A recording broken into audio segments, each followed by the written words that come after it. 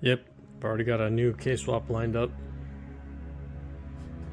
This is an 89. I just finished pulling all the stuff out of the engine bay. I'm gonna clean it.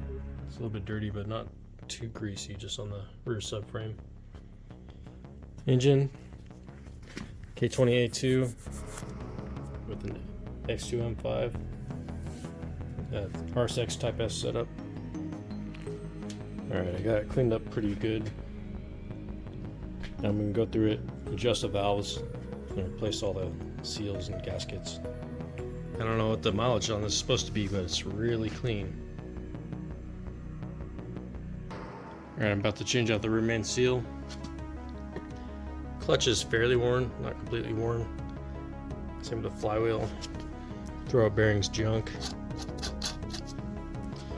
It's going to get a competition clutch, lightweight flywheel and clutch.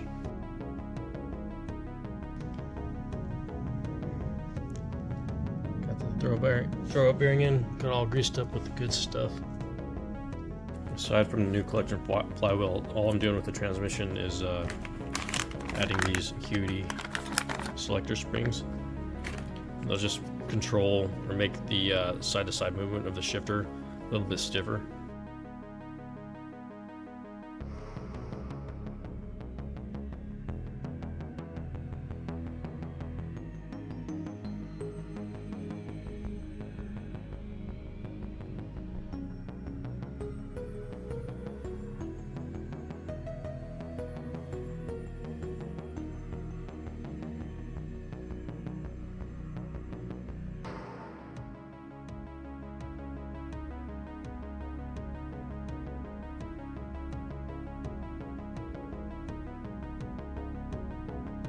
I'm ready to do the first test fit, except for one last thing. I need to move the prop valve back a bit, otherwise I'll hit the valve cover. So I need to get up under the dash, pull the blower, pull the evaporator. And all you do really is push this in to extend the lines into the interior, then bend them so they won't touch the blower. Alright, I've removed the evaporator and the blower. The brake lines are just behind this insulation.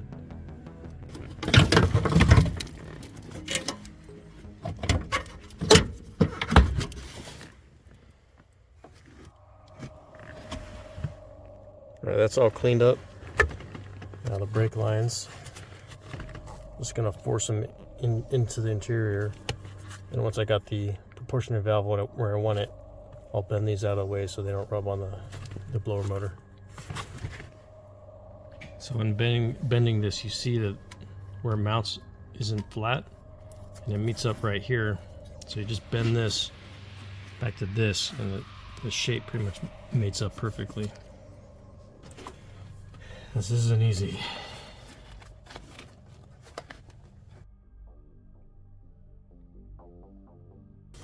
You want to keep these lines as straight as possible so it doesn't look all weird.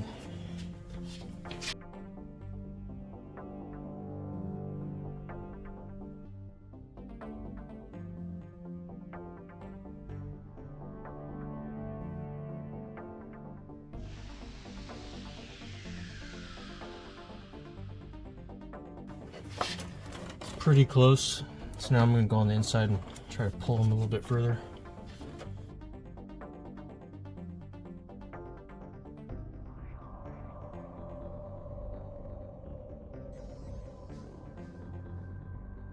Right, that's pretty much where it'll live. And once I make the bracket, that'll reuse these original holes and extend out here to keep this secured.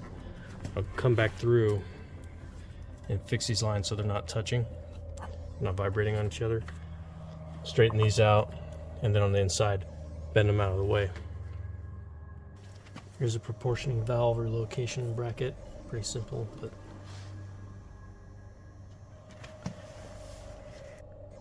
here's the interior after relocating the prop valve in the engine bay. So I gotta basically bend these as close to there as possible, up, kind of around, and back down. they gotta not rub against the firewall and also not rub against the blower motor once I put it back in. So roughly how it'll look. Just gotta make sure not to kink it, and I just wore thicker gloves and bent it by hand, not too hard. Now I'm gonna go in and anywhere where it could touch either each other or the chassis anywhere, I'm gonna cover that area with some fabric tape. Just like that. Now I can cover it again and reinstall the blower. This is one of the more annoying parts of the swap. Sometimes like you try to put this back in, that the lines will be interfering a little bit, so you gotta go back in and tweak the shapes. But there's 3 points, so I got them all in. Now before I put the evaporator box in, I'm gonna replace the expansion valve and flush out the evaporator. The kit uses stock RSX Type S mounts, and they all go in just as they are, except for the rear mount that needs a small mod. The adapter plate, 2 of the holes will bolt on from below. These are all threaded, but this one needs a bolt that goes all the way through, so I gotta drill these threads out just so it's like a sleeve that the bolt will fit through from above. And the problem with that is this isn't metal,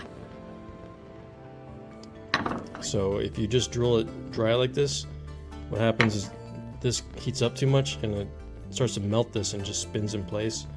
So you either have to drill really slow, little at a time, or what I'm going to try to do this time is I'm going to put this in some water, then drill that and see if that helps. Trying to do it in the bucket was annoying, so what I'm doing is on the bench I'm just drilling a few threads at a time and dunking it in the water to cool it down and doing a few more threads. Shouldn't take too long. So that's what it looks like. 2 from below. And with that drilled out, I've got an Allen with a special washer, which will now bolt down to the subframe with 2 regular bolts here. And the washer just kind of spreads out the load more onto that plastic.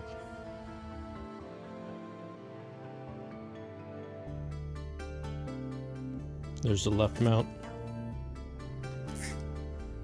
And then it just bolts onto the chassis with those holes. Now one of the differences between 88, 89 and 90, 91 chassis is, so this hole is the same, but up here on 90, 91 there's another big hole here. But on the 88, 89 there's like a hole for a M6 bolt rather than the M10. And this hole on the 88, 89 is slightly further this way than the 90, 91. Which is okay because I kind of slotted these holes so it'll still fit. There's little differences like that here and there in the car. Here's the right side mount. And I forgot there's one other, this mount also needs to be modified slightly. So if this attaches to the block of the engine, if you look, this little locating stud is just slightly tall. So if you try to tighten the nut on here, it'll bottom out on this little stud here, and this will be slightly loose, you know. So all you gotta do is just shave this down slightly. That's how the right mount mounts. You can see I've got 2 sets of holes. These are the manual chassis holes, and these are the automatic chassis holes. So this will fit on any chassis. But just one other thing I just found on the 88, 89, this hole isn't threaded, so this will require a nut cert.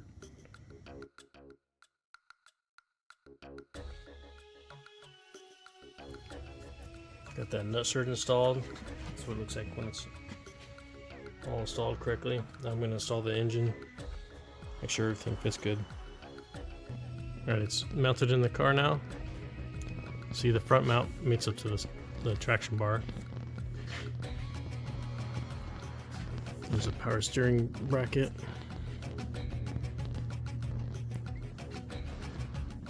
Here's the rear. Here's the skid bar and the skid plate.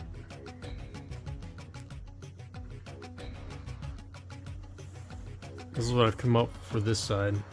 There's one threaded hole here to use. And this isn't really needed that much. I mean, my car still doesn't have this piece. I've taken some pretty bad hits on this, and it didn't bend. But this is just kind of an extra, just in case support, I guess. And on the original design, this piece is all one piece, and it mounts up here on the rear. But the problem with that is these are really hard to get to once the header is installed. So on the new, or the slightly updated design, this piece is separate, and the forward piece attaches here. So it's much easier to service.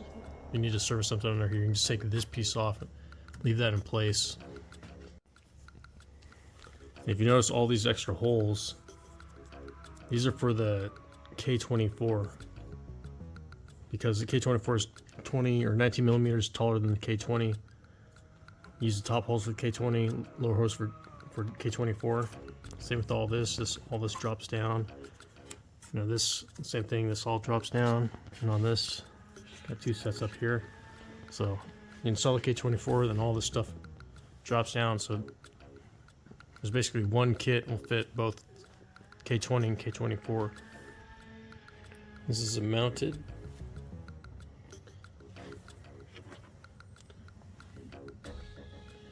So the power steering will mount. You can see on this one, it uses the stock R6 or Civic SI transmission bracket.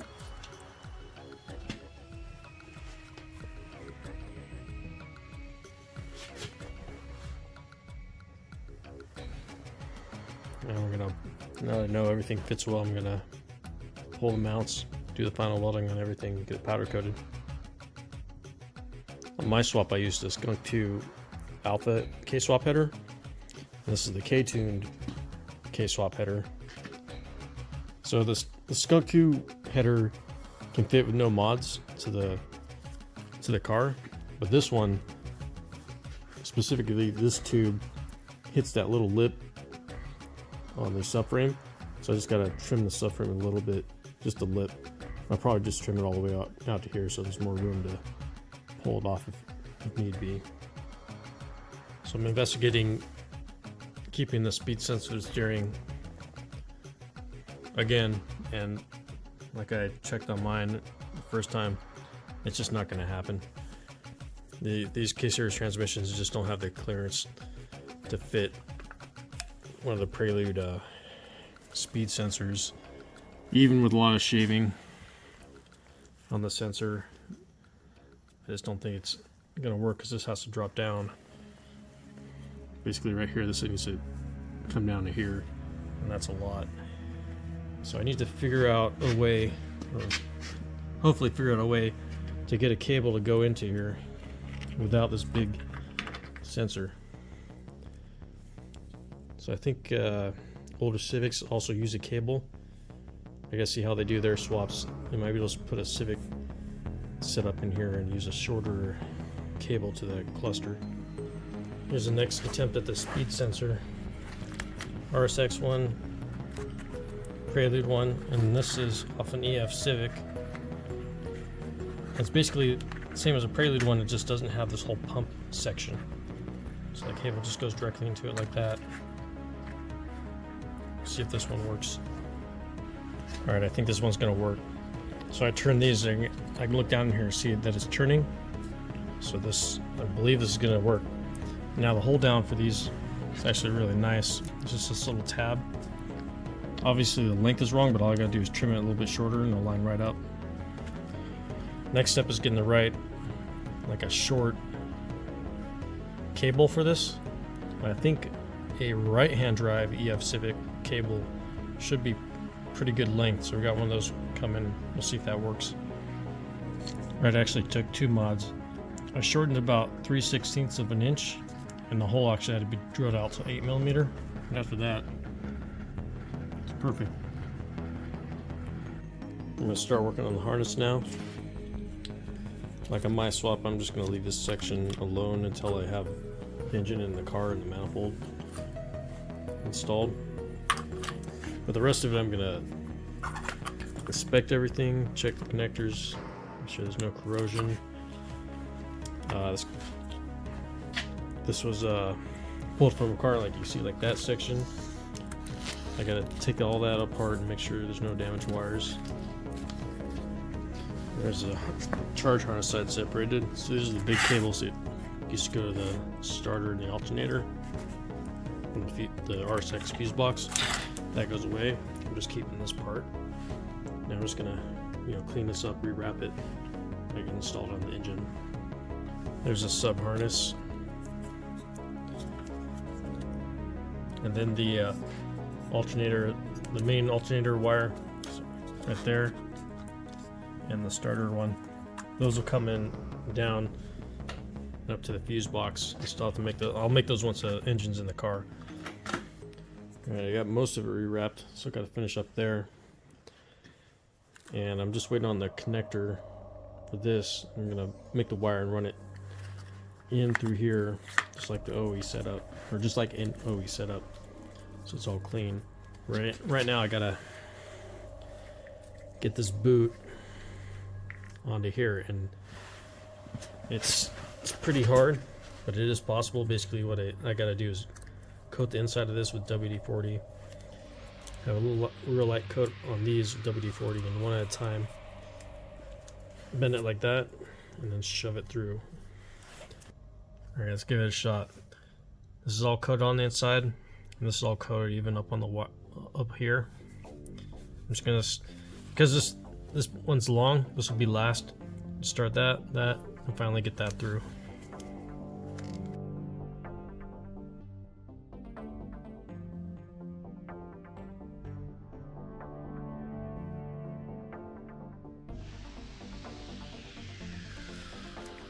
Okay, there's two.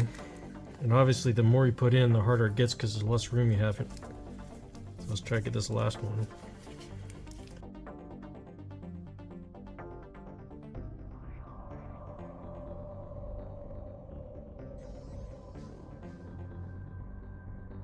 There it is. I'm going to come back in and clean all this up with some rags and isopropyl alcohol. Here's a new temperature sender wire. Just has the bolt connector at one, and then this pins right into that connector.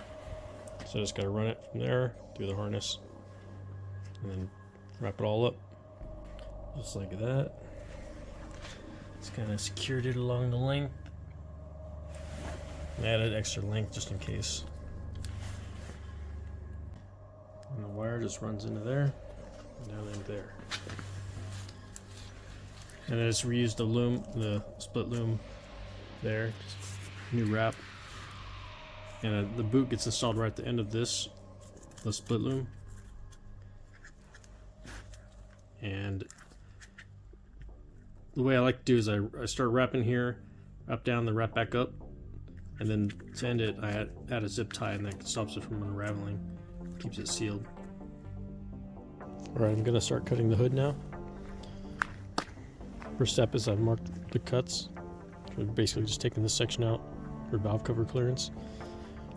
And so I've laid the hood on a wet towel. Let's try to keep this area cool while I cut. Because when you're cutting, if the sparks hit this top surface of the hood, if they hit a lot in one small area, it can overheat the paint and cause bubbling. And before I do any cutting, I'm going to try to fill this area in with a thin layer of water to also help. And while I'm cutting, so these raised areas, these are easy. When you get down here, you got to be real careful that you don't touch this part of the hood, because even if you don't go through, just the cutting just hitting that real quick can cause it to overheat and bubble. All right, here's a grinder I'm using, just a cut-off wheel to make the cuts. Some kind of tool like this, shaped like that, you can push it straight in like that to get a little bit of separation in these areas where you're going to cut. The only thing you got to be careful with is this sheet metal is very thin, so with something like this, it's okay to push it straight in a little bit, but don't push it in and like rock it like that, because you'll put little dents in the hood. And also you want, this is very important, some kind of razor like this with a long, extendable, and flexible blade. I would say this long or longer, maybe 4 inches. This is what you're going to use to cut all this adhesive.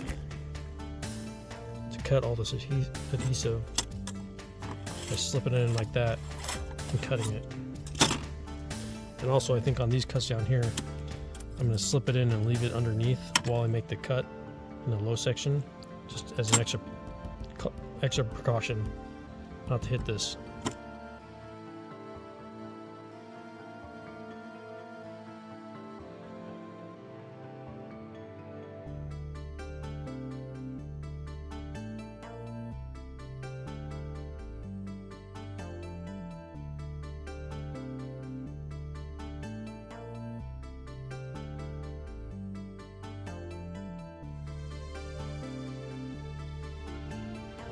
Alright, here's the first cut.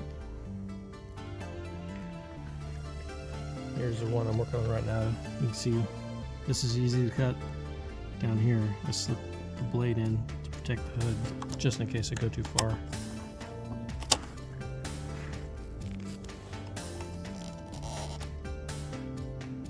Here, you see there's some marks there. So using this in there makes it much easier. You still want to go real slow when you get in this area and just very light pass, check it, very light pass till you're all the way through. I'm just going to keep doing the same thing.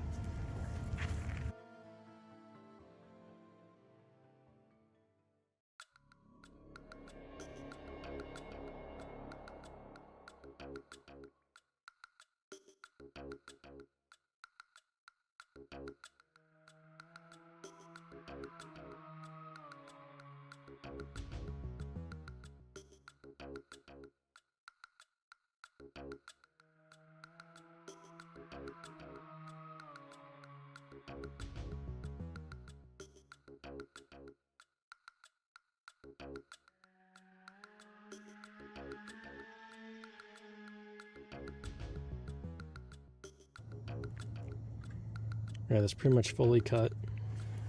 The only thing is because of the diameter of the disc, it's hard to get it all the way down here without making this all ugly. So it's just a tiny bit of material still left there. I'm just gonna cut the adhesive and just bend this up a little bit and it should pop right off.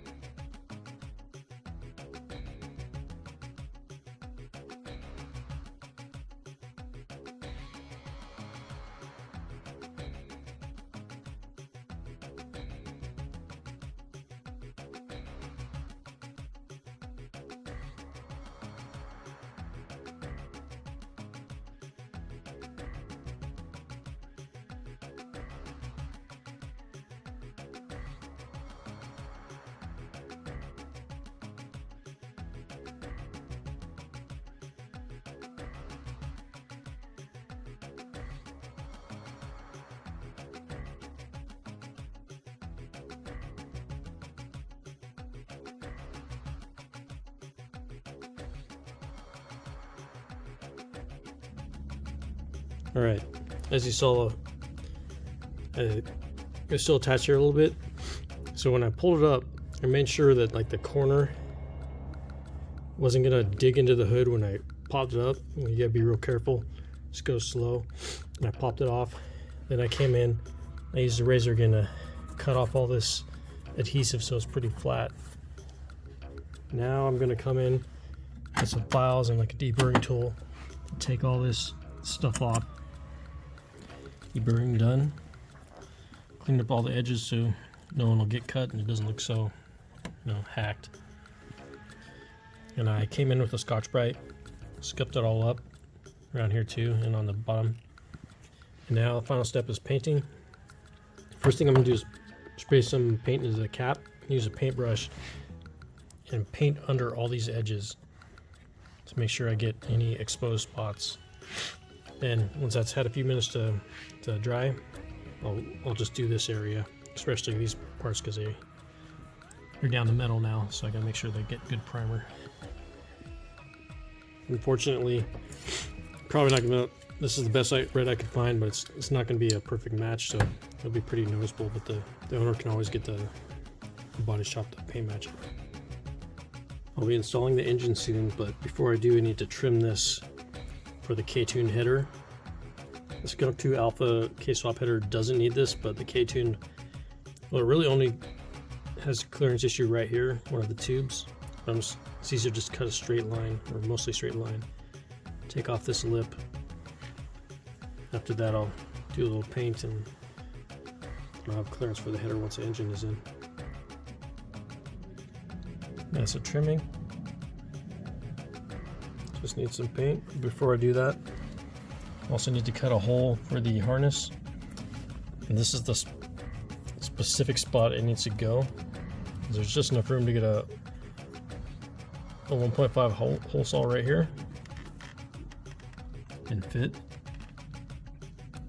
And it doesn't interfere with anything on the inside too. So I'll cut the hole and then I'll get this all painted. And I know I said there's room on the inside, but you still want to make sure there's no wires in the way. It's going to come through right over here. And just be extra careful, I like to take this off and just move it out of the way as well, even though it really shouldn't hit it when it comes through. And obviously you have to cut away some of this sound dampening.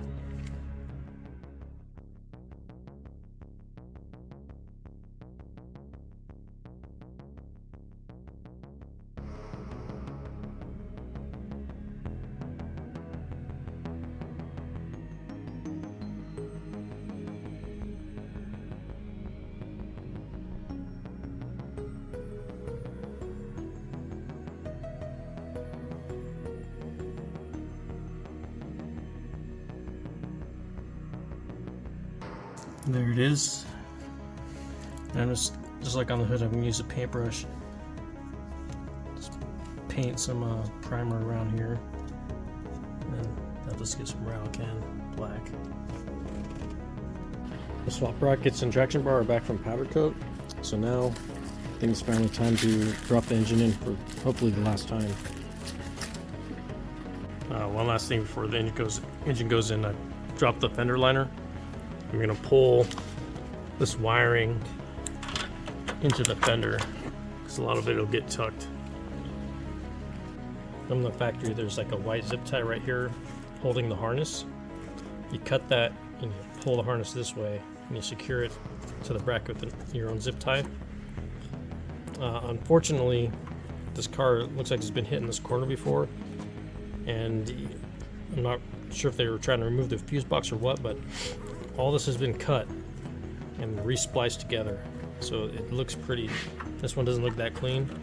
The factory harness, if you tuck it up under here and you zip tie good, it looks pretty clean. Got it mostly tucked away. I routed some of it over the coolant reservoir. Well, mainly this section, the section for the radiator fan and the temperature switch in the radiator. Just because it's not going to the bay anymore, you need to get as much slack here as you can so it can go under here and reach. Everything else is kind of zip tied up out of the way. Still need to convert these to a single relay, so I haven't secured it yet. And the only other thing got to worry about is these are big ground blocks. Normally what I do is I add a ring connector on either side of a wire. That way I can just route this somewhere, keep it real clean.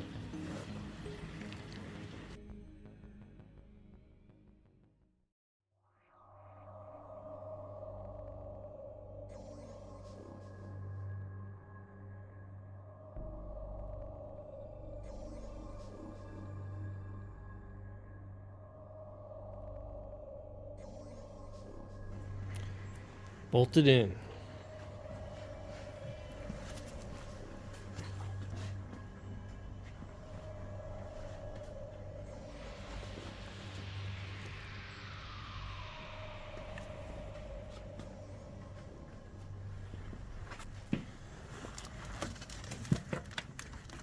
Here's the harness.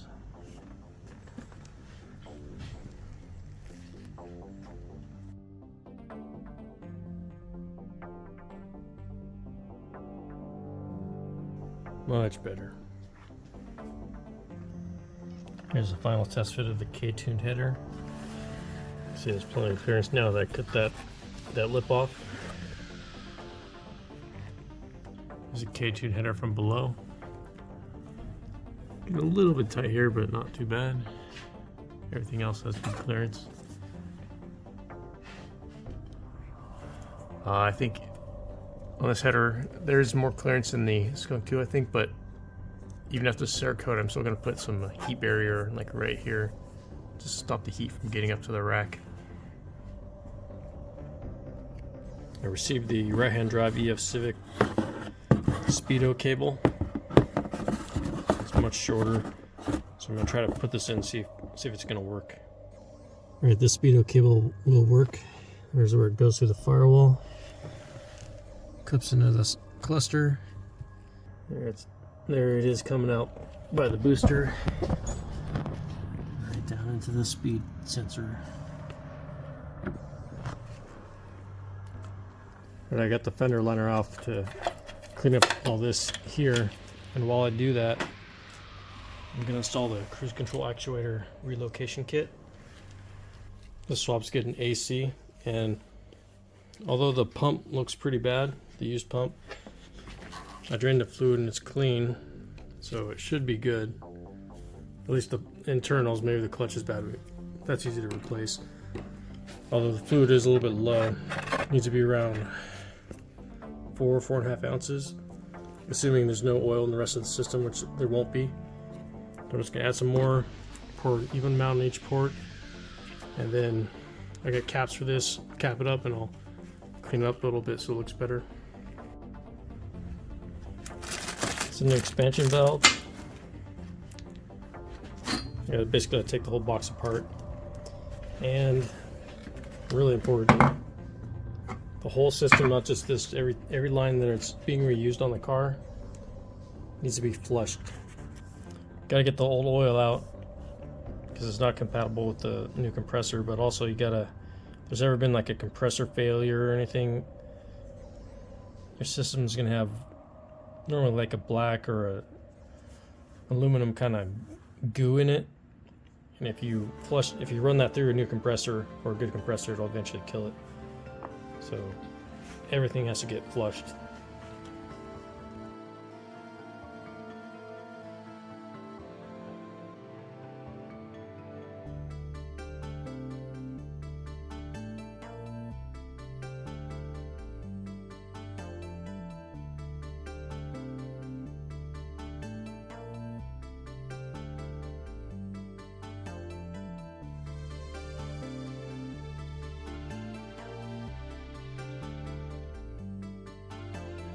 Alright, I got these lines flushed.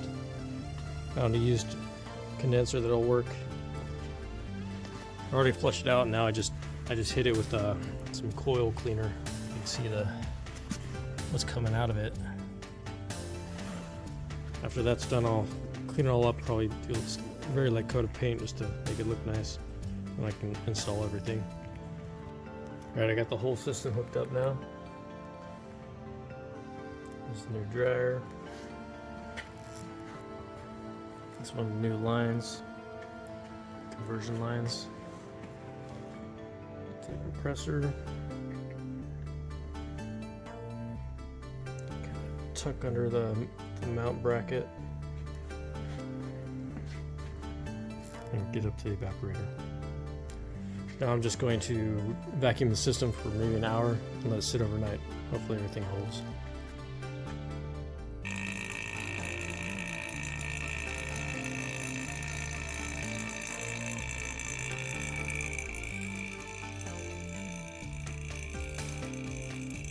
Alright, well, it's actually been sitting 2 days and still got great vacuum, so the system's nice and sealed, and I'll charge it up, with the engines running and all that. Alright, I've got the electric pump fully secured now. It's going to drop in the radiator. It needs slim fans. So they are about these small fans, a 12 and a 10. They're the small fans and the radiator installed. See, pretty good clearance. Now to hook up the fans, obviously I got to change the plugs or just cut them basically. And what I offer to make this easier is some just wiring extensions that plug into the OE connectors. And so the primary and secondary fans locations have switched. So what you got to do is you got to take this, you used to go to the secondary, pull all the way out, kind of secure it up in here. Then you can run this wire to the fan on this side. And then for this, that's not it, sorry. This one down here, which is your primary fan, you use this. There's 3 feet of extra length, so you're able to run it back, or however you want to run it, and hook it to the primary fan. And also, the K-Swap AC wiring kit, it'll have an adapter for this, for the old AC compressor connector. It'll connect to this on the new connector. So you basically just want all this kind of tucked up in here, and then you'll just extend that out to that side. And then this is for the switch at the bottom of the radiator that still plugs in. Just kind of run under here down to that. Here it is wired up from below. Just used a P clip on the old radiator mount points, or radiator fan mount points. Another P clip there. Just kind of zip tie it. Can't really see if there's a switch.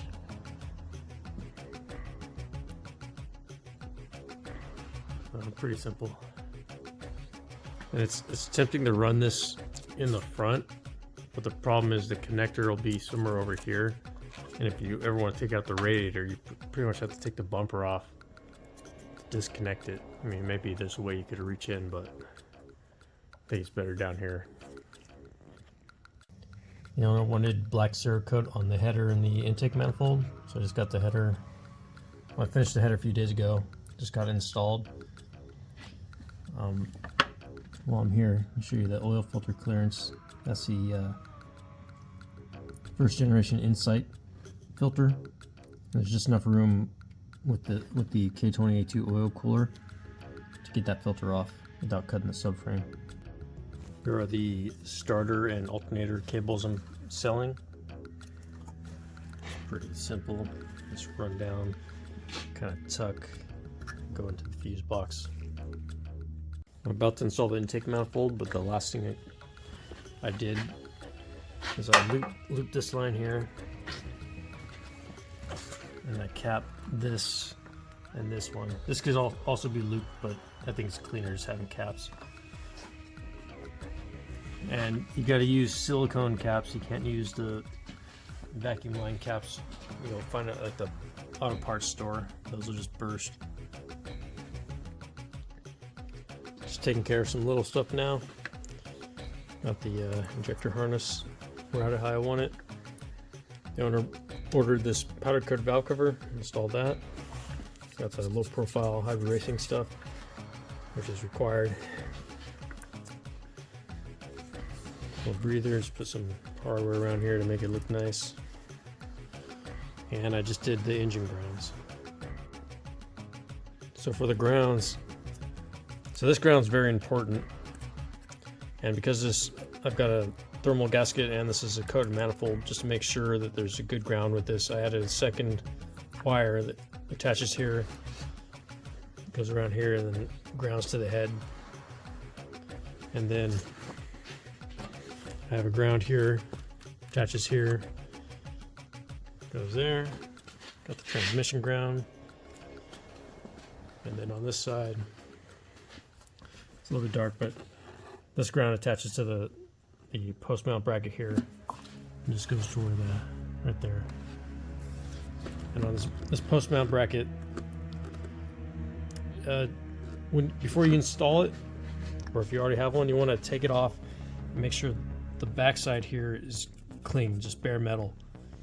Some of the aftermarket ones come painted and basically it doesn't get a good ground if you bolt it on like that. New battery setup is done. Got new cables to route under. There's the ATX20 battery mount. I just gotta hook this one up when I'm ready for the power of the car. Eventually, once I get the power steering electrics hooked up, those will attach here because that requires an 80 amp fuse. We got a little window here if you need to hit the restart button. And I also offer this K-Series heat shield to protect from the header. Here's a completed fuel line, fuel setup. I'm running it as a deadhead, so I only got one line going to the fuel rail. I have an inline filter here, and then coming out of the original feed line, I have a T. One goes to the fuel rail, the other goes to the regulator, and obviously the regulator goes to the return line.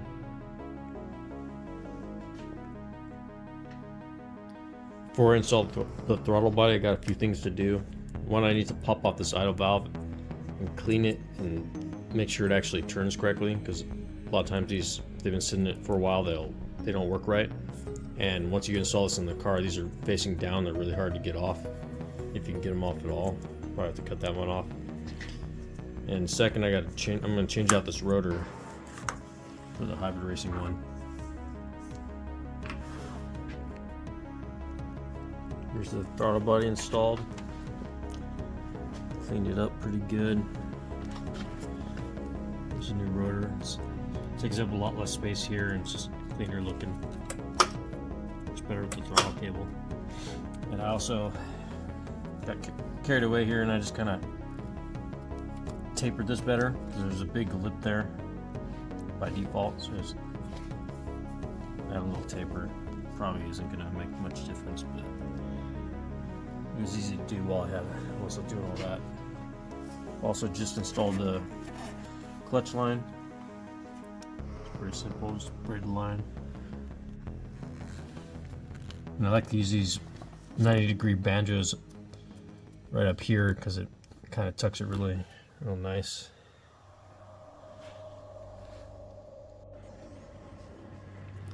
Here's the gas pedal. So technically you can do this without actually removing it, but if you do need to remove for some reason, there's just two nuts right here. You can take those out and it'll start to drop down. And then this is the throttle cable. To get this out, it just pops straight out this way. It's just a ball. Obviously it's going to be much harder inside the car, but that's how you get it out. You also need to get this plastic piece out, and this is for the cruise control. And this is just like the throttle body. You just need to rotate it up until the cable reaches that slot and you'll be able to slip it out the side. Now you need to do a few things with this hybrid racing cable. One is you'll take this rubber gasket off your old cable, and that's what's going to seal it on the firewall. It fits into the firewall just the same, luckily. And now on this part, it's not really meant to hook up with our pedals, but it does work. The only thing is right here it's too long. If you install it like this, then this part's actually going to touch the clutch transfer bar. As you push the pedal all the way to the floor, you'll feel it in the pedal. So you just need to take this bushing, basically cut it right in half. So cut that rubber down. Now to install it, or the way it's installed is just like this, and kind of force it down. And it shouldn't come off, but I like to have this plastic tab off to one of these sides, so that weld there is going to stop this from rotating. But even if it does come up here,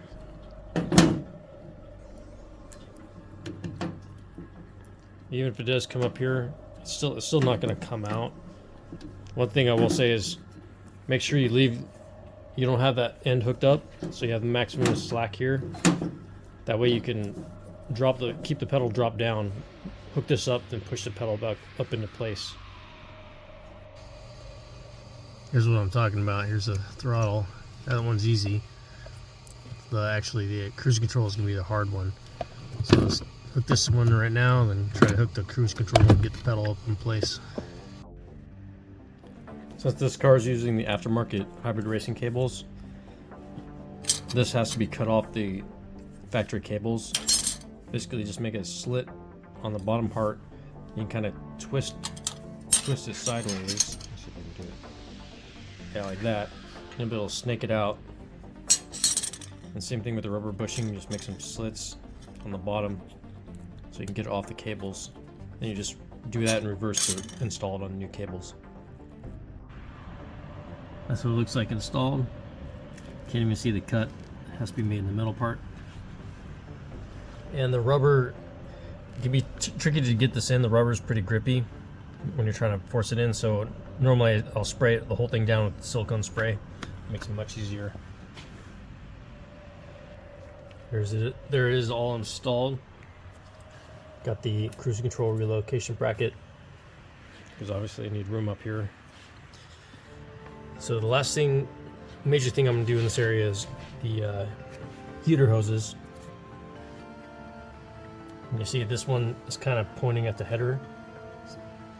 So what I use is like a 180 or like a 135 to bring it back this way, and then I loop it around up here. Another thing to note, this takes 5/8 hose, 5/8, but this one, that's 3/4. If it's a rubber 5/8 hose, you can probably force it on, but I tried that with the a silicone one. It started to split at the end. So on this one, I'm going to have a 5/8 to 3/4 like joiner to step it up to this size. There are the heater hoses. I got the joiner right there. And obviously you want to keep them as far away from the header as possible, but I'd also recommend always using silicone, because silicone's much more resistant to heat. There's the intake put together real quick. I think I'm going to shorten it a little bit more because it's kind of tight up here, but this is good enough for the next step, which is building the radiator hoses. And this part's going to depend on which K-series you have. This one has a neck coming out straight like this. The K20A2s, at least most I've seen, have it coming out at an angle. But either way, what I'm going to do is come under the intake, back up, keep it clean looking. And same with the lower hose. Can't really see it from up here, but different K-series have different angle coming out of the thermostat housing here. So you may have to adjust how you make it. For the hose itself, you could try the cheap kind of bendy hose you can get at parts stores. It has like bellows and it's pretty flexible. That I'm sure that would work, but what I like to do is use silicone sections from Pegasus Auto Racing. So I got 3 90s with a 6-inch leg and 2 with a 4-inch. And to join them, just use these from them as well. This is all 1 1/4 inch size. And on the joiners, you can just use hose clamps, but I also like to get these from them, which are like heat shrink clamps. So once it's all assembled and heat shrunk, it's all one black piece and it's cleaner looking. And that's the upper finished. All I did was I took, these are the 6-inch leg ones, cut each one on one side down as short as it can go. Especially here, you need the clearance for the manifold. Same over here, I cut it short, so it just takes a tight turn. And then right there, that's just a 4-inch leg one. And here's the joiner. Here's the lower hose up final test fit. 2 90s. And when I have it on the car for the final time, I make a little paint mark like that, just so it doesn't rotate as I pull it off. And I just need to install this on the joiner. And it's white lettering. You can just wipe it off with a rag with some brake cleaner.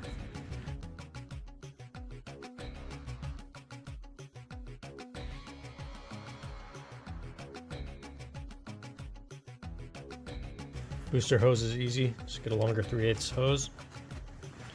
I added this T-fitting in the brake booster hose for the vacuum on the cruise control actuator because the manifold doesn't have any ports for it. To control the AC system, I offer this compressor control unit bypass kit. It's pretty much the same setup as what is used on H swaps or B swaps. This plugs in where the control unit used to plug. This one is going to go to the ECU, and this wire goes all the way to the front to the diode. Unpin one of these wires, pin that in, and then this just converts the relays.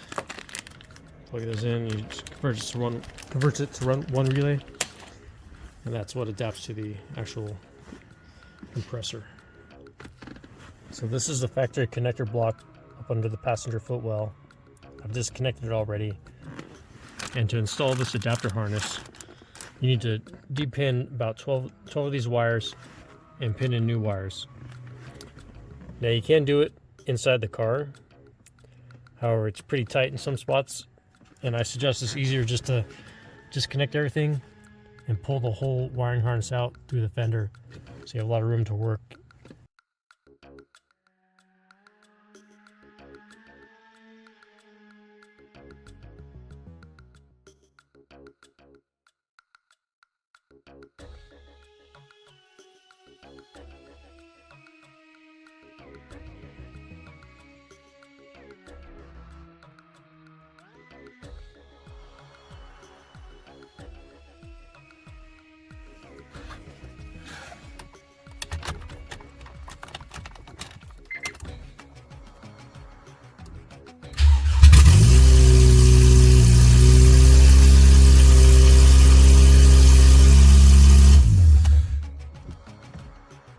For this K-series transmission, it's going to use the same shifter as like H-series swaps, which is the 90-93 Accord one. And this is the one you want specifically because the bottom of this is sealed. One from like a 4th gen Prelude would work, but the bottom of it is open, so you'd have to find a way to seal the bottom. So this is the one I tell people to get. And for this, I've made a new base to make installation a little bit easier. As it uses the stock holes here, all I have to do here is just trace this out with the holes and cut it out. Then that'll drop in to here. And the reason that needs to be done, it needs to be cut, you can't just have it up here, is because you need to get this pivot point where it pivots as low as possible. And you need it low because, well, there's a few reasons. One is this will hit the center console if it's not all the way as far down as possible. And my shifter setups are built around the idea of you wanting to keep the center console, you know, with the shift boot and have it all stock looking. If you don't care about that, then you don't have to do any of this. You can just buy like a, you know, an RSX aftermarket shifter for, you know, K-series swap, and run your lines and just bolt it right down here, you know, drill some new holes. And if you don't care about the console fitting, that works fine. Alright, I drilled a bunch of pilot holes where I think I need them. I'm going to come in with a step bit and enlarge all of them.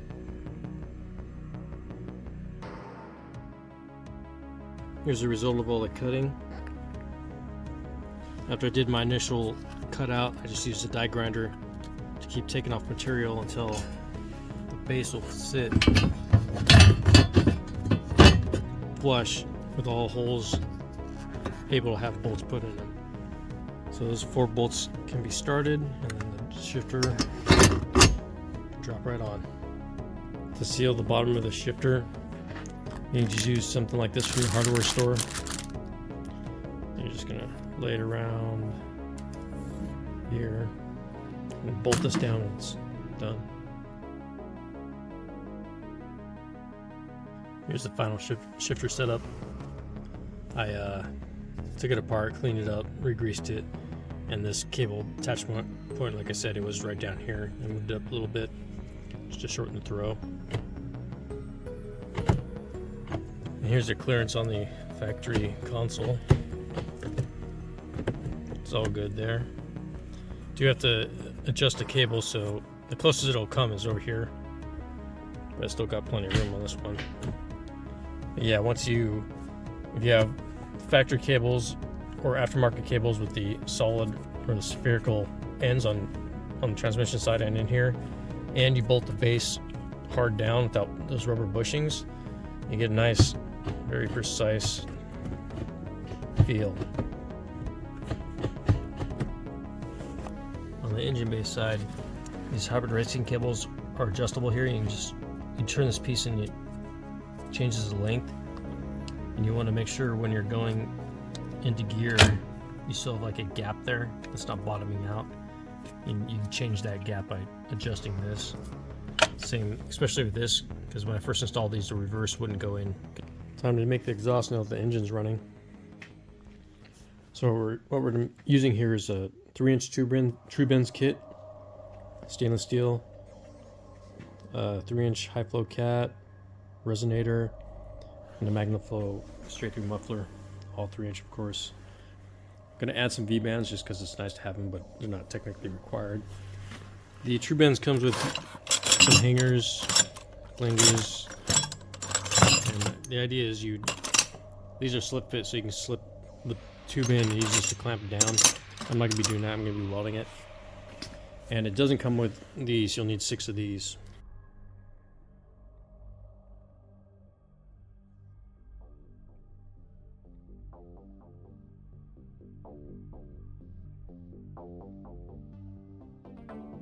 Here's the front half of the exhaust.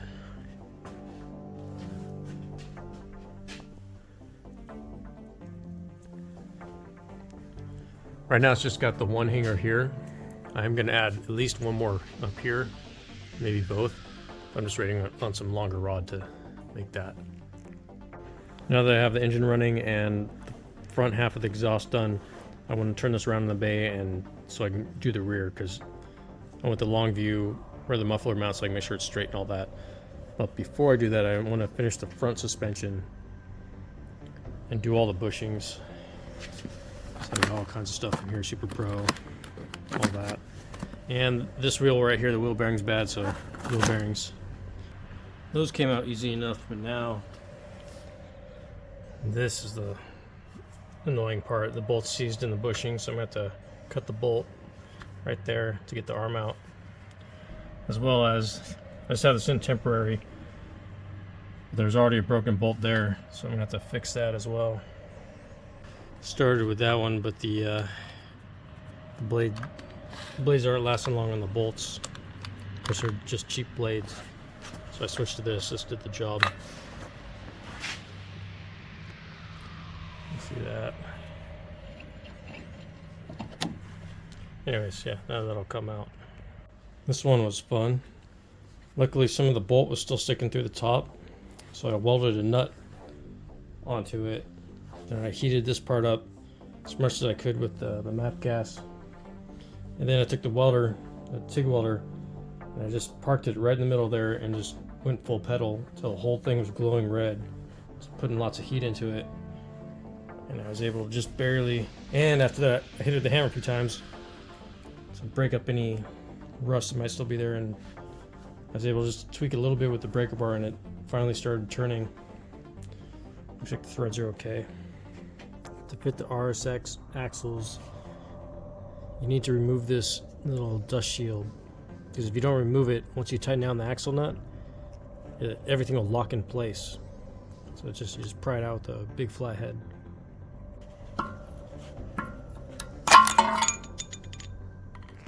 I'm trying to do the rear suspension, the poly bushings, and it's a mess back here. Lots of rust. I've been kind of picking at it for a few days, trying to save everything I can. And this almost didn't come off. Both the lower arms, I had to cut the bolts. The tie rod ends, I had to heat them a lot and keep working them. Soak them with PB Blaster, working them. Took a few days. You can see, it's just all frozen.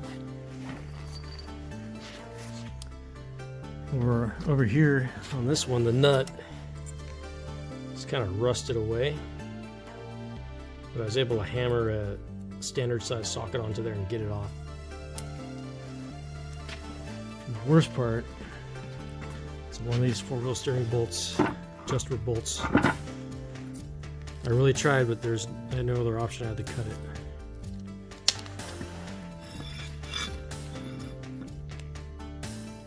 Luckily, these guys now have been making these for a while. New adjuster bolts for the 4-wheel steering. Rear suspension is coming along. I cleaned all this up, installed my stainless kit, poly bushings. There's a Super Pro on the arms. I just installed those in the upper arms. I'm gonna start putting the rear suspension back together. And this car was getting some K-Sport coilovers.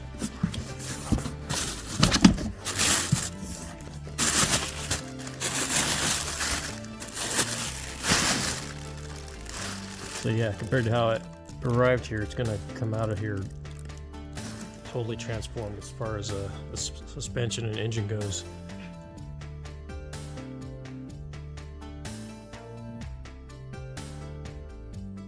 Alright, it's finally all together. So I added one of my sway bars as well, 22mm.